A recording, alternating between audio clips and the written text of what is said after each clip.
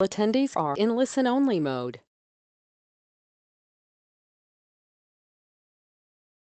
Good day, everyone.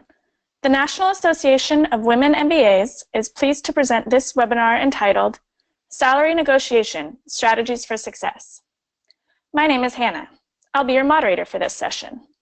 Please note that today's call is being recorded and all participant lines will be muted during this broadcast.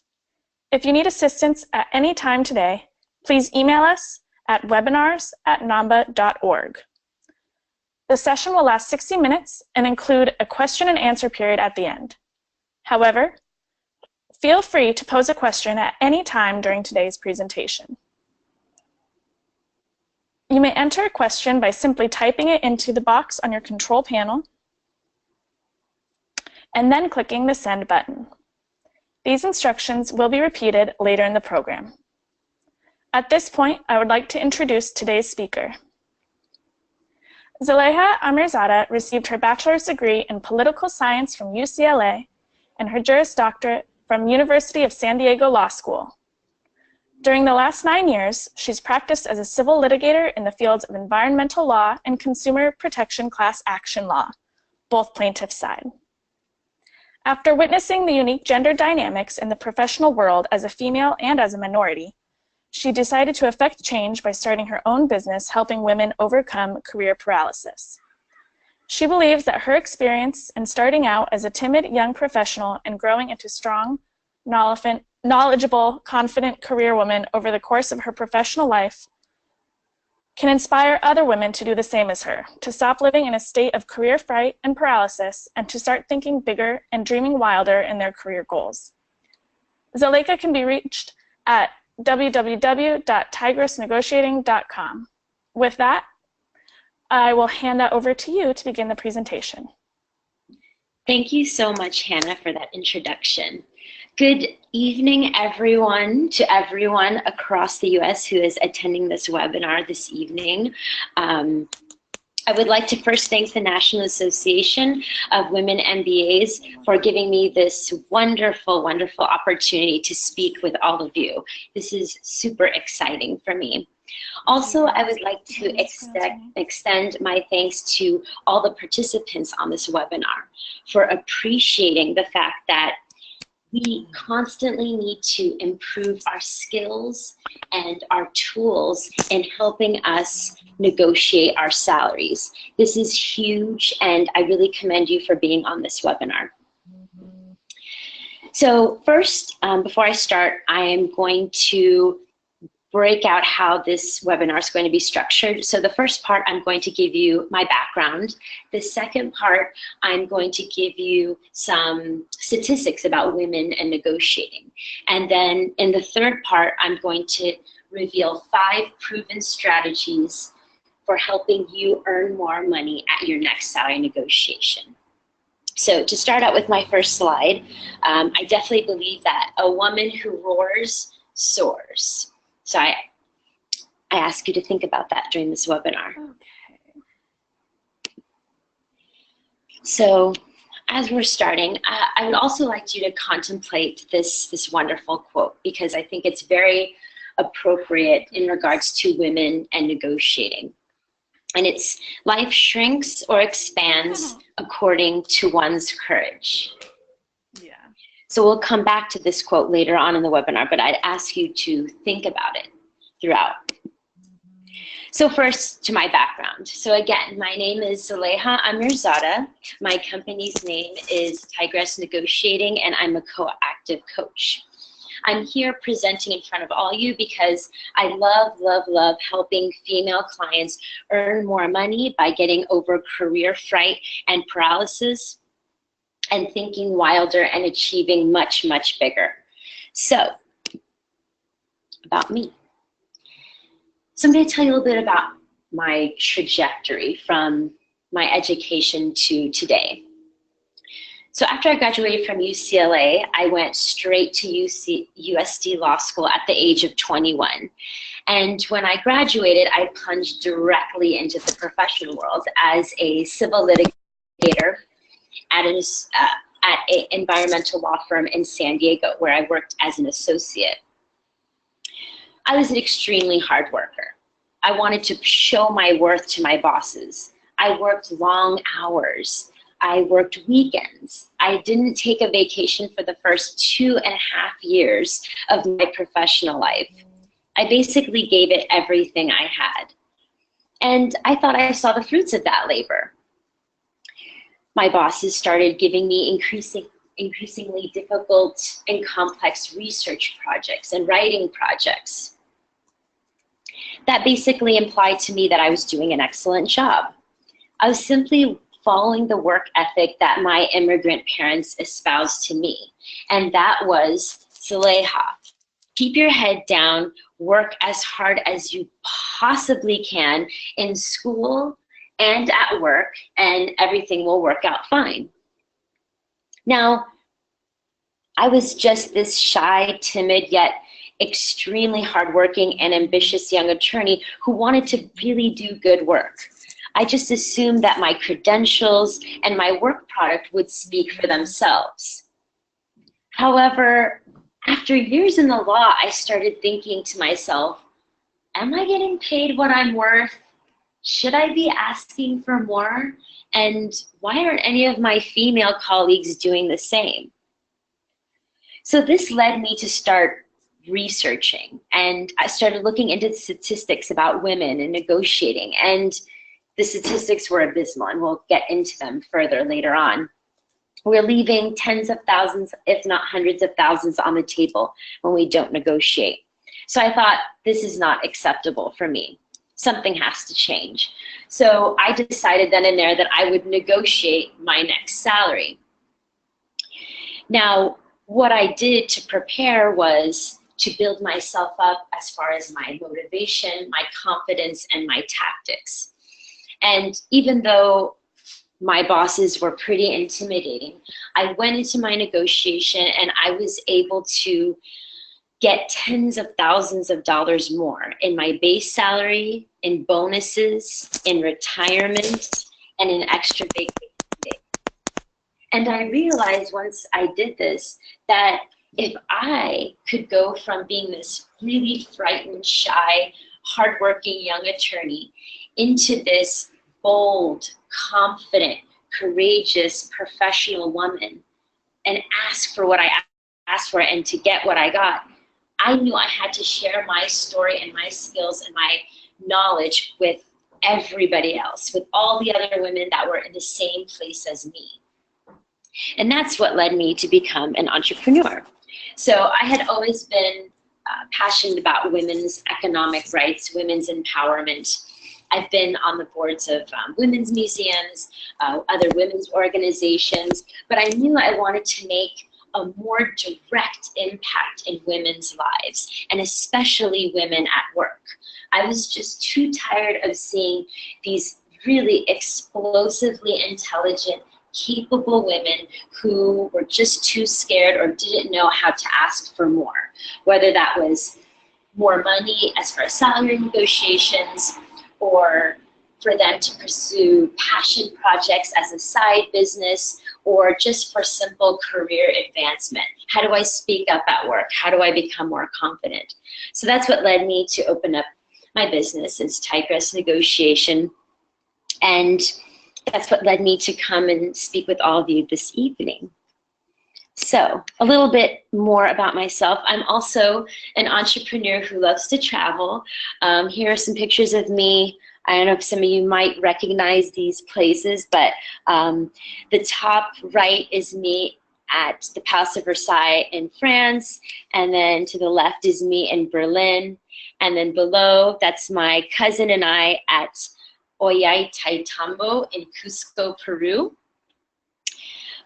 Being an entrepreneur has allowed me to have some flexibility so I can, travel some more. And then to the bottom right is me in, that is Lantau, Hong Kong. I also love to go on new adventures, so this is me and my significant other in the middle.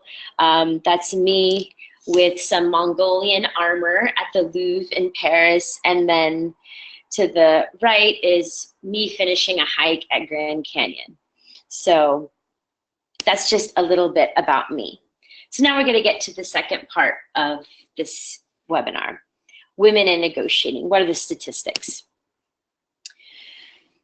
So I usually start out this portion of my talk with a question to the audience. And what I ask is, how many of you have negotiated your salaries or have known of a female friend or family member that's negotiated their salaries? And unfortunately, not a lot of hands go up. And what's very interesting is that some of the most powerful and educated women in the world have also failed to negotiate their salaries. So I'm going to share some interesting examples with you now. Our First Lady, Michelle Obama, a graduate of Princeton University and Harvard Law School, revealed that it did not occur to her to negotiate her first salary after law school, and that she deeply, deeply regretted it.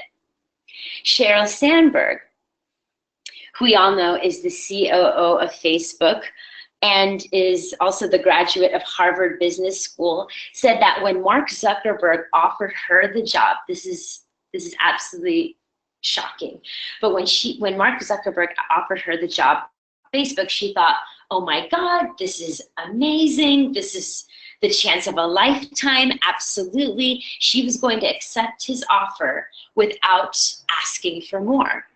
It was only after she spoke with her late husband and her brother-in-law when did she actually go back and ask for more. So her husband and her brother-in-law said, hey, you know, if you were a man, you would probably ask for more money. Why don't you go back and ask?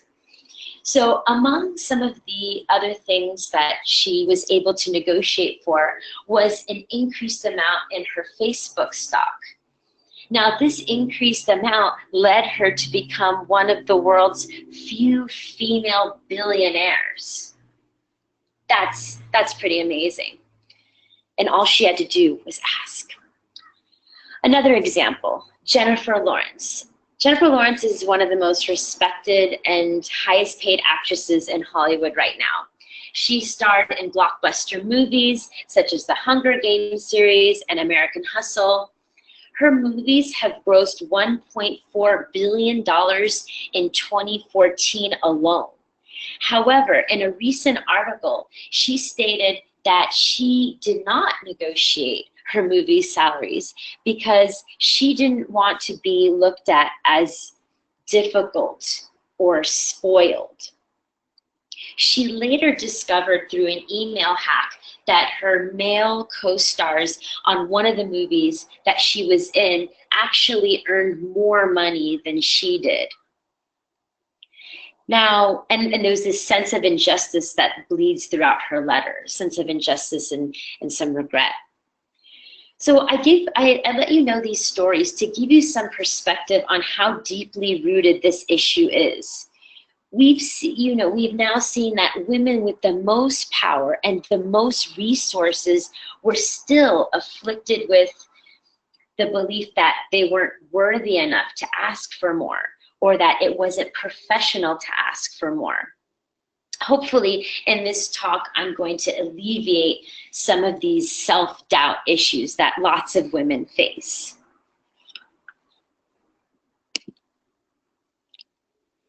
So now, do we women negotiate? So statistics show overwhelmingly that we do not. Men tend to negotiate for their salaries 8 times more than women do. In addition, the starting salaries of men are actually $7.6 or $4,000 more than those for women. So 7.6% or $4,000 more than women. So how much does it cost us when we fail to negotiate? Studies have shown that women stand to lose between $500,000 to over $1 million over the course of their entire careers when they fail to negotiate their initial salaries. When they fail to negotiate their yearly raises and their yearly bonuses, we stand to lose even more. So what's the lesson here? Ladies, we're leaving tens of thousands, hundreds of thousands of dollars on the table. Of course, there are factors totally outside of our control, right?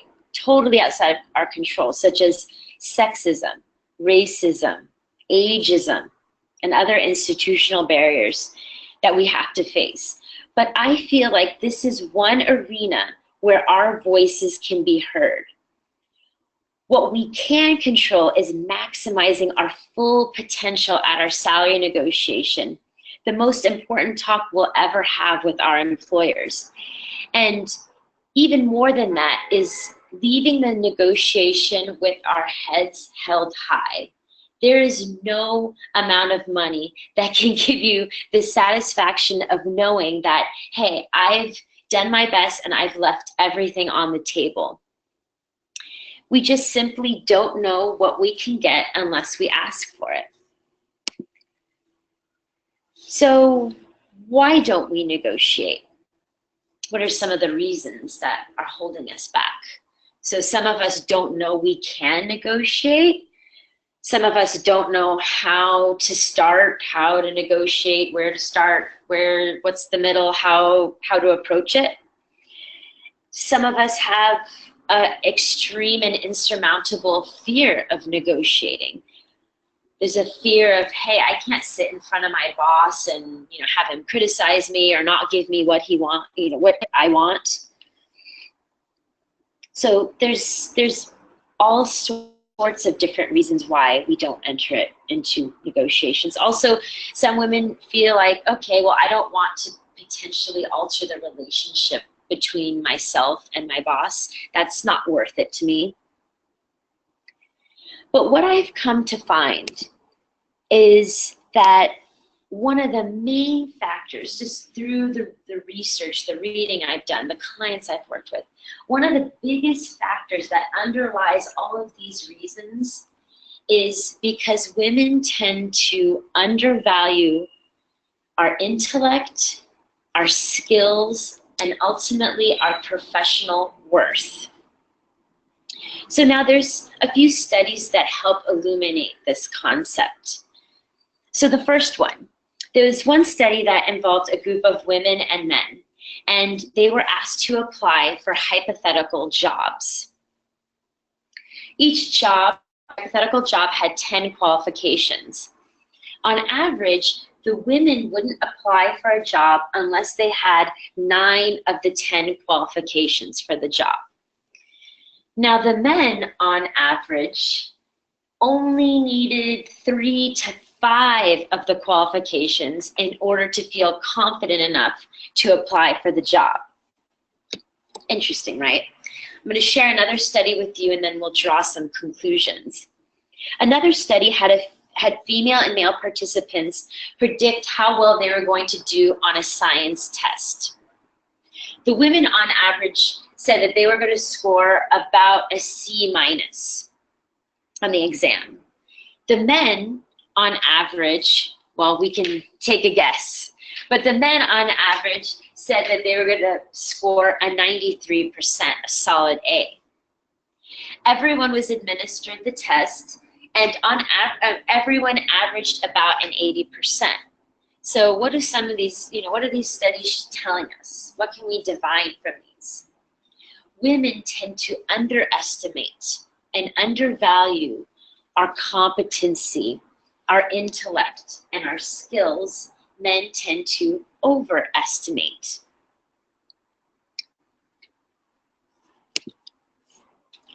So now, what are the solutions for improving these numbers? What are the solutions?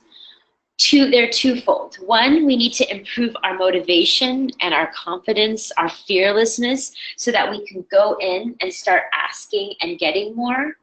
And then number 2, we need to improve the tactics we're using to hit all of our monetary and non-monetary salary goals. So another way of looking at it is through this graph. So where are you now, and how do you get to the middle? So we need this combination in order to maximize our salary negotiation potential. Confidence, tactics, motivation. So you can have the tactics and the motivation to negotiate your salary, right? So you know what to do, you have the motivation to do it, but then you get there and you're just not confident enough to ask for it, or your boss is intimidating and then you just kind of shut down. That's not enough. Or you could have the confidence and the tactics. You're confident at what you do and you know how to negotiate your salary, but you're just not motivated because you don't think you can hit all of your goals, or you're afraid to. So where are you in this combination, and how can you get right in the middle where all three intersect? That's what I challenge all of you to do. And with the strategies I'm going to be discussing with you later, I hope to get you in the middle. So now, to the third part of this webinar. I'm going to share with you now 5 proven strategies to help you earn more money. It's a way to maximize your motivation, your confidence, and your tactics during your negotiations. So the first strategy, strike a high power pose and hold it for 2 minutes before your negotiation. So there was a Harvard study that looked at the link between body posture and confidence levels. High levels of testosterone and, well, high levels of testosterone lead to higher sense of self-confidence. They also cortisol, which is another hormone in your body. The lower levels you have of cortisol lead to decreased levels of anxiety and a better ability for your body to cope with stress. So this study looked at those 2 things. So what the study had the participants do is they either had to strike a low power pose or a high power pose and hold it for 2 minutes. And their cortisol and testosterone levels were measured before and after. So a high power pose involves a person standing up, feet shoulder length apart, chest out, hands on your hips, kind of like Wonder Woman. It's a Wonder Woman pose. That was the high power pose. Low power pose involves you sitting down, back slightly hunched, feet together. What the researchers found is that when people, men or women, strike a high power pose and hold it for 2 minutes, they saw a 20% increase in their levels of testosterone and a 25% decrease in their levels of cortisol. So what's the lesson here? Hold a power pose for 2 minutes before a negotiation session. This extra confidence will help you achieve peak performance. And let me tell you, you need every ounce that you can get. It'll help you better, your extra confidence will help you better recall the details of your successful projects. It'll help you deal with awkward silences by your bosses. It'll help you deal with your boss's changing tactics, and it'll help you slow down and carefully consider counteroffers. Increased confidence also has the awesome effect of just making you happier. And the happier you are, the better you're going to be able to express your enthusiasm to your bosses. And that is huge. You want to show, hey, I love working here. I'm excited about my projects. I'm excited about seeing this company grow and prosper. So there's many benefits to having that kick in testosterone and lower levels of cortisol. So that is strategy number 1. And a quote that kind of relates to that, to lessening your fear, is this one by George Adair. Everything you've ever wanted is on the other side of fear. I firmly believe in that. For me, going into my negotiation, I feared what my bosses would think of me or what they would say, but I knew that everything I wanted, all the treasures, everything is just on the other side of the mountain of fear. And all we have to do is get over that mountain. So strategy number 2, negotiate on behalf of what I call a cherished third party. Now, it may seem counterintuitive, but studies have shown that people tend to negotiate harder and with better outcomes when they negotiate on behalf of others rather than themselves. So one study involved business students. So they were asked to negotiate for different things. So one was negotiating the purchase of a car, another one was negotiating rent for an apartment, salary for a job, and then the price of an antique good. So they were asked to negotiate for these things on behalf of themselves. Then they were asked to negotiate for those same things on behalf of a third party, like an employer. The median amount of money saved when these participants negotiated on behalf of themselves was $2,200. The median amount of money that was saved when they negotiated on behalf of a third party, like an employer, was $390,000. Excuse me. So what's the lesson here? A great negotiating trick is to keep in mind what I call a cherished third party when you negotiate. Excuse me. Let that third party fuel your fire and motivation. That beloved third party can be anyone. It could be you in the future, say your retired self. Fight for her. It could be for your parents who you know you have to take care of as they get older. Fight for them. It could be on behalf of your children or the children you don't yet have. Excuse me. Fight for them because you know that every extra dollar you make is going to make their lives better. Sometimes when we think of something bigger than ourselves, we can find courage we didn't know we had. When I was negotiating my salary, I knew that I was negotiating for myself, but I was doing it for something much, much bigger. After reading all the statistics I told you guys about, I was fired up. I was super, super fired up. I was pissed. I was furious. I was perplexed. Super perplexed. The fear that I had when I went into my salary negotiation definitely dissipated when I started thinking about how I wasn't just negotiating for myself, but I was negotiating on behalf of all the women who were too scared to and never got the opportunity to, or just didn't know that they could.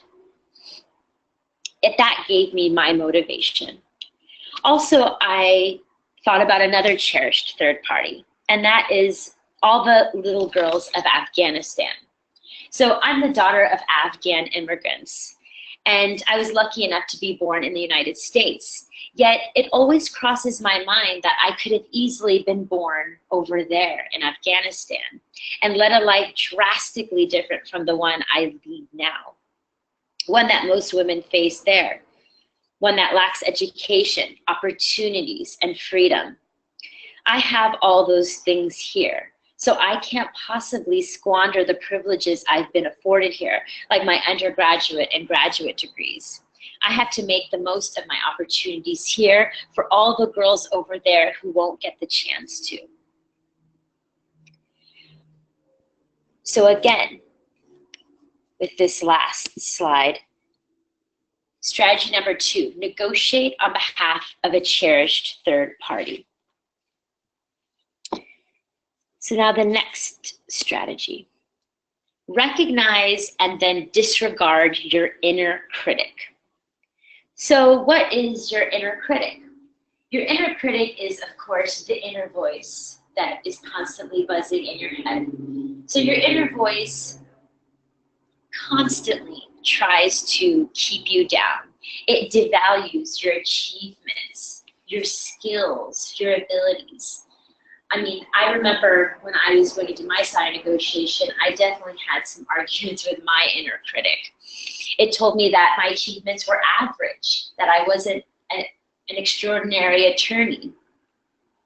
This inner voice is your ego, and it is not your friend. What you have to do is prevent it from casting doubt on your abilities, your intellect, and ultimately your professional worth. Ask it for its evidence. What is the evidence that I'm just an average attorney? That's not the case because I've done X, Y, Z and I've been successful.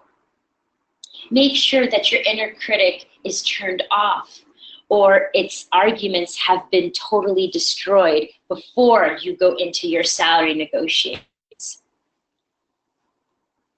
And this is huge if you want to do as best as you can. So that is strategy number 3. Recognize and then disregard your inner critic, because your inner critic is absolutely parasitic.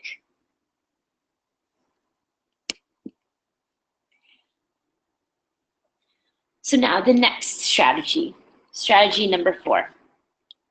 This is one of my favorites. Show off your business understanding. So we are all familiar with the statistics regarding women in the business world, the legal world, women in tech, women in medicine. There's so many of us doing extraordinary work, but we're simply not reaching the top echelons of our industries. Why is this? For business, women represent only, we know the statistics. Women represent only 17% of board members. Women represent 4.8% of CEOs of Fortune 500 companies. Yet what's becoming more and more, what people are becoming more and more aware of is that, simply put, women make companies better. This is the case for the law, this is the case for business. When there's a greater representation of women in a company, that company can expect more than 50% higher return on equity, 50% higher return on sales, and 50% or more higher return on invested capital than those companies with a fewer or a smaller number of women. So what are we doing here? We're making these companies absolutely exceptional and great. So why aren't we reaching the top? Also, another thing to take into consideration is that women, we are now 60% of undergraduates and 60% of graduate students.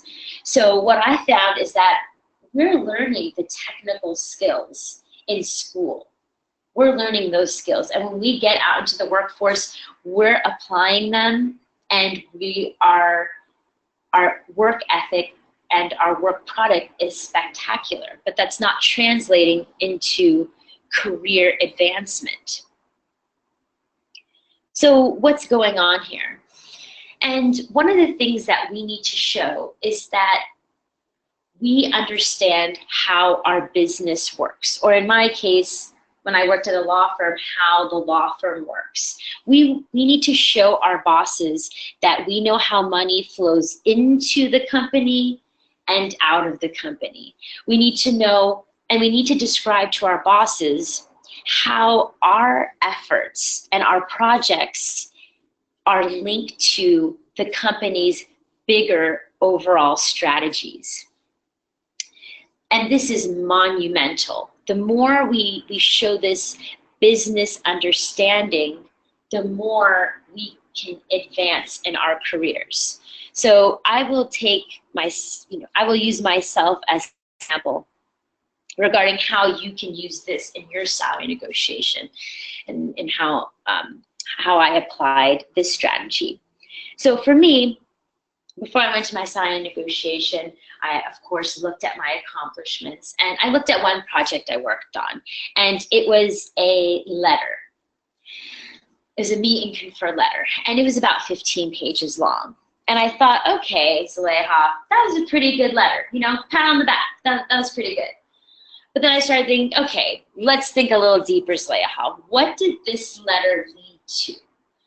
This letter was 15 pages chock full of law, facts, and argumentation. And what the letter asked for more documents and more discovery from our opposing counsel. And again, when I looked at it the first time, I thought, okay, it's well written, it's pretty good. But I thought, okay, what did this result in? And how can I express that to my bosses? And when I thought about it, I realized that because of my letter, opposing counsel gave us tens of thousands of more documents.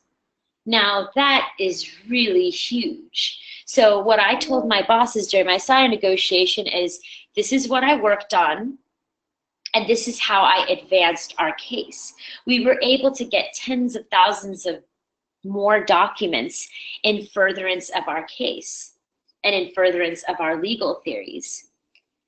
So again, I'm showing the overall strategy, which is for the case, we wanted to extract more documents from opposing counsel to win our case, and I showed how my efforts led to that.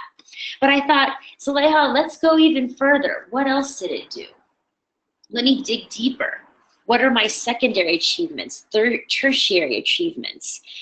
Take each one of your accomplishments and think, what was the result of that? And then what was the result of that result? And what was the result of that result? And keep on going as far out as you can. Because our accomplishments and our efforts, we tend to look at them on an elemental level, but we don't see how we are making huge, huge advancements for our company or for our cases. So for me, I thought, okay, the opposing counsel produced these documents to us. Now, did I use these documents? Yes. So a lot of the documents that were given to us, we used in depositions, to depose witnesses and elicit even more information for our case. Also, we used some of the documents in our motion for class certification, which the judge granted, and that judge's decision became law of the land for the Ninth Circuit of the United States of America. So my efforts led to massive, massive successes for our case and our class consumers. And again, this is based off of the research and the work that I did. So again, I would challenge everyone to show off your business understanding, to look critically at your accomplishments and see how you have helped your company out in a bigger sense, from the most elemental to the biggest sense. So this is what I call showing off your business understanding. And this is just another graphic to help you visualize, helping you look at your achievements from the widest possible angles in order to really richly present a case to your bosses that, yes, you do deserve this raise or that bigger office or that promotion. So now the last tip or the last strategy I'm going to share with you, practice, practice, practice. So once you've adequately prepared, do a mock negotiation with another person. The best way to decrease your anxiety and to produce the best outcome you can is to practice what you're going to say and how you're going to say it. You can practice with a friend, you could practice with a significant other or a colleague.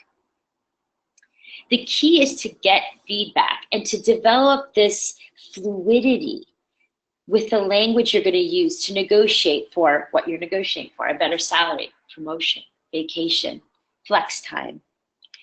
Also, practice anticipating arguments and developing counter arguments. Play with the tone you're using. Is your tone too aggressive or are you friendly? Do you sound professional or conversational or both? What tone are you comfortable with? How will you respond to a hostile boss or perhaps an unresponsive one? Again, get feedback and tweak your script. In my case, I asked my significant other to help me do mock negotiations. So we spent a few weeks doing it. And I think I owe him like a steak dinner as part of commission for what I was able to achieve in my salary negotiation. So I have still to pay him that. So I should actually make a note of that. But yes, practice, practice, practice. This is the 5th strategy that I want all of you to use. And also I want us to consider this. It's okay for me to have everything I want. I am worthy. I love this affirmation because I used it myself before my salary negotiations. And again, once, now that we know about these psychological studies and what prevents women from negotiating their salaries, it's really important to focus on that and to look at your achievements and see how much value you've brought to your companies and to ask for more. So I want to thank everyone for attending the webinar. Now I'm going to open it up to questions and answers, but I want to take this time to offer everyone my free 20-minute Unleash the Lioness consultation with me.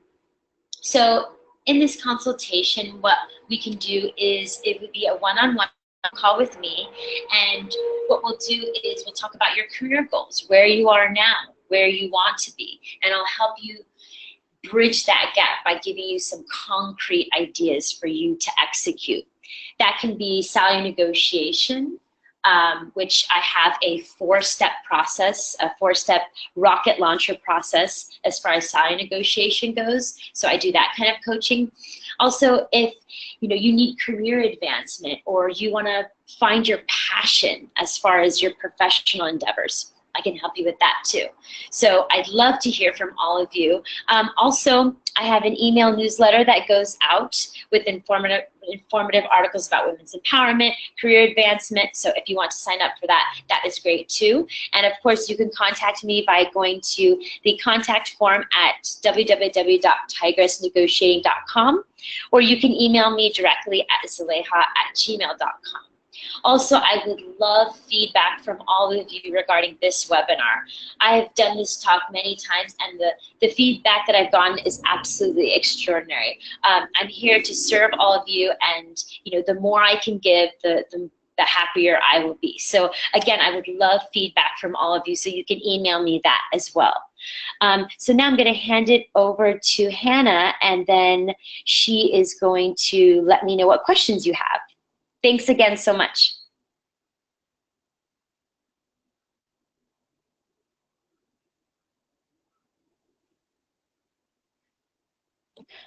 All right, thank you everyone. Again, if you have any questions, please type them into the question box on your control panel and click the send button. We'll give everyone just a minute to submit their questions. Okay.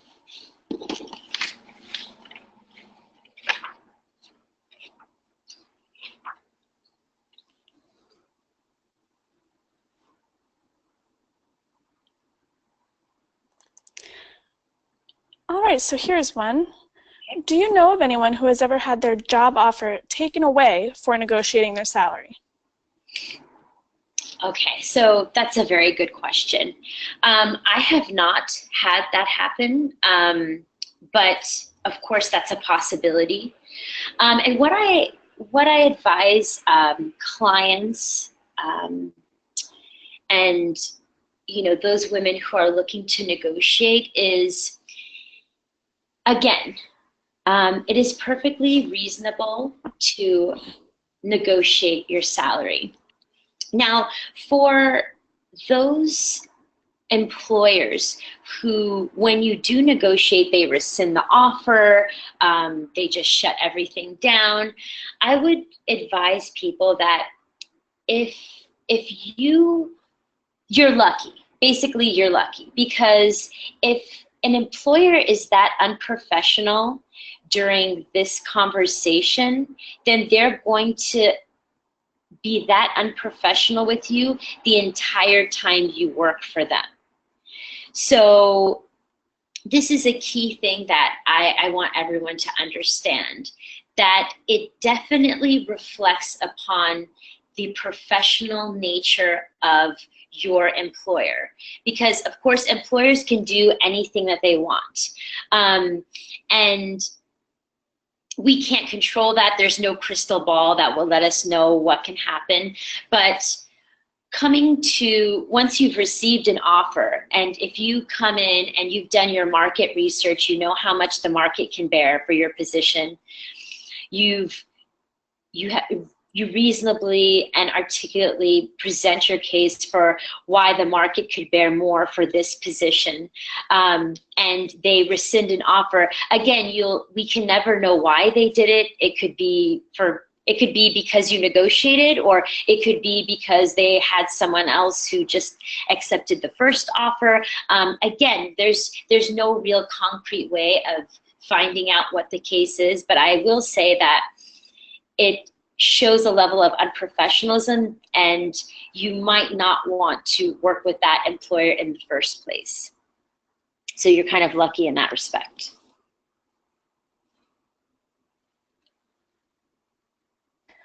Great, thank you. If there are another. Oh, sure. Okay, perfect. Sorry. Perfect. Go ahead. Yeah. Should you always assume that the employer will counteroffer? For example, if you are offered 75 but hoping for 85, should you counter with 95? So that is a good question. Because I don't know the nature of the negotiation and how it was presented, I can't be too specific. So I would definitely urge that participant to sign up for Unleash the Lioness call, and then we can get into the specifics of it. But typically what I advise my clients is, after they go through the 4-step rocket launcher process with me, we have some numbers that we're dealing with.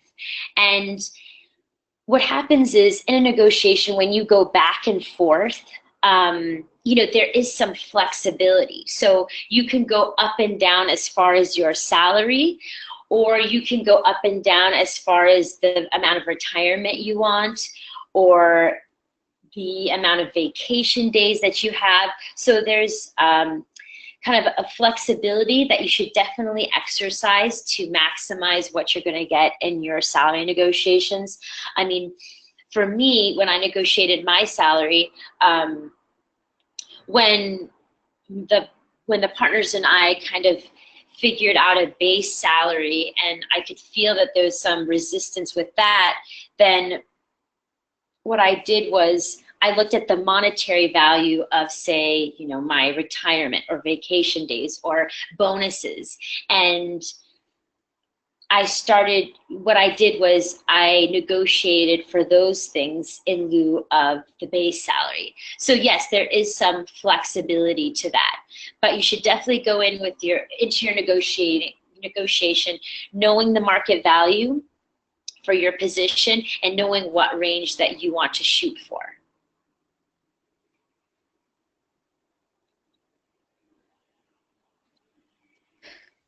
Wonderful, thank you. Here's another question that kind of relates to your answer there. Do you have any recommendations for the best places to research market salaries? Absolutely, good question. So, and this is probably another strategy too, definitely look at your market value. What can the market bear for your position? So given your experience, given your educational background, where you live, how big the company is, some good websites to look at is glassdoor.com, salary.com. I would also urge you to, even go further than that. If there's industry publications that aggregate salary statistics, use that. Like, for instance, for lawyers, there's the National Association of Legal Professionals, NALP, and they come out with an associate survey. So they break out they break out your not your geographic region, it's national averages, but they break out the company size and then the number of attorneys and then what level associate you are, and then you can match up what your salary should be. So definitely look at industry publications as well. Also, I mean, you can even go back to your university and go to the alumni services or career services and ask them if they aggregate salary statistics, because they might have some really good information that you can use. Also with salary.com, it's really good because there's one area where you can manipulate data fields, so you can enter your level of experience, the highest degree you've received, the rate, like how distinguished your school is, so the ranking of your school and the size of your company. And then it gives you a bell curve, and then it shows you what your salary should be given the geographic region and then given all these other attributes. So I would definitely say that you should check out those places. Great, thank you. And on that same topic, do you know of any resources that account for the wage gap in market salary research? Yeah, so that's a good question. As far as the research that I've done, most of the stuff that I've been exposed to it's more general. So, you know, say the wage gap. So I'll read a lot of stuff about the wage gap as far as your ethnicity. So the wage gap as far as what Caucasian women make versus Caucasian men, or African American women to Caucasian men, or Latina women, or Asian women as compared to men. But as far as an industry breakdown, so say in tech, how is the wage gap reflected in female salaries in tech? That kind of research has yet to be revealed or yet to be done. I will say that I found little pockets of research. Like the other day, I read a study about the UC system in California, which is where I am. So the UC system is University of California, so it's University of California, Berkeley, UCLA, UCSD, all the UC schools. So these are public schools, and the salaries are all made public because they're public employees, so all the professors and administrators and whatnot. And research was done to show that there was a distinct discrepancy between what female professors were making and male professors, or female administrators and male administrators. So there are like small pockets where there's actual numbers that substantiate the pay gap for specific industries. But again, you'd have to do some specific research within that industry. And you know, the more I work with clients, the more industries I'm exposed to. But as far as industry specific, I would say no. But general averages, yes. But I will say that as this topic has become more hotly debated, and there's more awareness about it, I definitely hope that more research will come out that will definitely help women and give them something concrete to put on the table when they do their salary negotiations. Like, hey, this is what the market can bear. Also, I would like you to consider that this is the historic, discriminatory impact on wages for someone of my gender or something like that. So hopefully, I hope to see a future where we have even more backup, and we can come in with even more research to support our salary demands.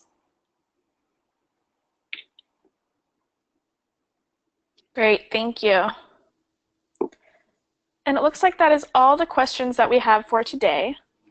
So Zelekha, do you have any final words for us?